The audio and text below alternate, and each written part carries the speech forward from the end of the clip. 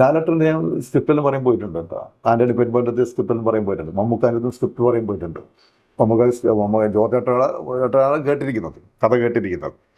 ചേട്ടന് ഭയങ്കര കഥയിൽ ഇഷ്ടപ്പെട്ടതിന്, പക്ഷേ പറഞ്ഞ ഇത് ബി ഉണ്ണികൃഷ്ണൻ പറഞ്ഞ ഒരു കഥയാന്ന് പറഞ്ഞു. ചെറിയൊരു മാറ്റമുണ്ട്, സാമ്യം ചെറിയൊരു മാറ്റമുണ്ട്. ബി ഉണ്ണികൃഷ്ണൻ ഈ കഥ പറഞ്ഞിട്ടുണ്ടായെന്ന് പറഞ്ഞു. അപ്പം അങ്ങനെ നിൽക്കുന്നു കാര്യങ്ങളൊക്കെ. ഇതിനിടയ്ക്ക് പിന്നെ ഈ സിനിമയോടുള്ള ഒരു അഭിനയമൊക്കെ ഉണ്ടായിരുന്നല്ലോ. അപ്പൊ അഭിനയം എങ്ങനെയാണ് പിന്നെ സിനിമയിൽ വന്നു കഴിഞ്ഞപ്പോ? കുറച്ച് സിനിമകളൊക്കെ അഭിനയിച്ചിട്ടുണ്ടെന്ന് തോന്നുന്നു അല്ലേ?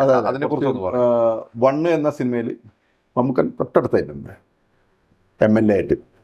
അതെങ്ങനെയാണ് ആ അവസരം കിട്ടിയത്? എങ്ങനെയാണ് അതിൻ്റെ അവസരം കിട്ടിയിരിക്കുന്നത്? അന്ന് നമ്മൾ പ്രൊഡക്ഷൻ കൺട്രോൾ അവർ വഴി, പിന്നെ അതിൻ്റെ ഡയറക്റ്റ് അടുത്തൊരു അറിയാവുന്ന ഒരാളാണ്, സന്തോഷ് വിഷം. അദ്ദേഹത്തെ അത് വേറെ ആളെ വഴി ഞാൻ കണക്ട് ചെയ്ത്, ബാധയ്ക്ക് പോയി കണക്ട് ചെയ്ത്, അങ്ങനെയൊക്കെയാണ് ആ ഒരു സാധനം കിട്ടിയിരിക്കുന്നത്. തൊട്ടടുത്ത് തന്നെ ഡയലോഗ് പ്രസൻറ്റേഷൻ ഉണ്ടാവും എന്ന് വിചാരിച്ചു, പക്ഷേ അത് നടന്നിട്ടില്ല.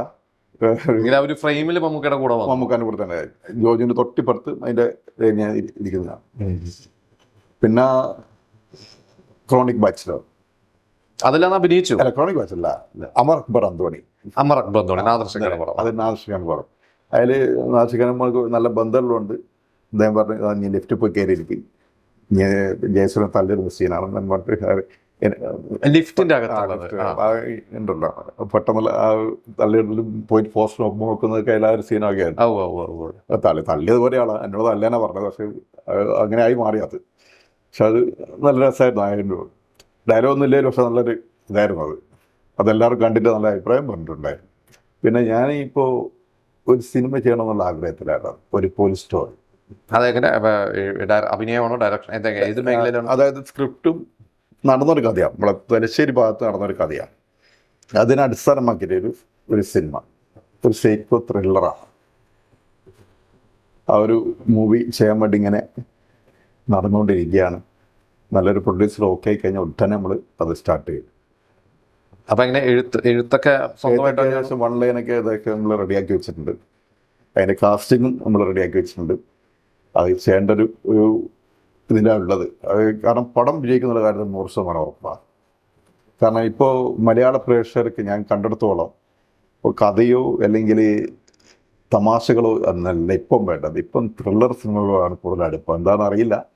ത്രില്ലർ സിനിമകൾ ഇപ്പം വന്നിരിക്കുന്ന മാർക്കായാലും തുടരും ആയാലും ഏത് സിനിമയായാലും ആ പടത്തിലേക്ക് വിജയം ത്രില്ലർ മൂവീൻ്റെ ഇതാണ് കാണുന്നത്. മ്യൂസിക് റൗണ്ടും ഇതും, പിന്നെ കാസ്റ്റിംഗ് ഇമ്പോർട്ടൻ്റാണ് സിനിമയ്ക്ക്. നല്ലൊരു കാസ്റ്റിംഗ്, നല്ലൊരു ത്രെഡും ഒരു ടീം വർക്ക് ഉണ്ടെങ്കിൽ സിനിമ ഓക്കെയാണ്. അപ്പോൾ അതിൻ്റെ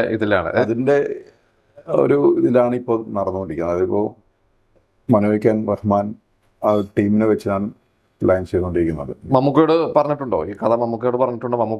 മമ്മൂക്ക മനസ്സിൽ കണ്ടുകൊണ്ട് ഒരു കഥ, അങ്ങനെ ഒരു പ്ലാനിങ്ങിലുണ്ടോ? പ്ലാൻ ചെയ്തിട്ടുണ്ടോ എപ്പോഴെങ്കിലും?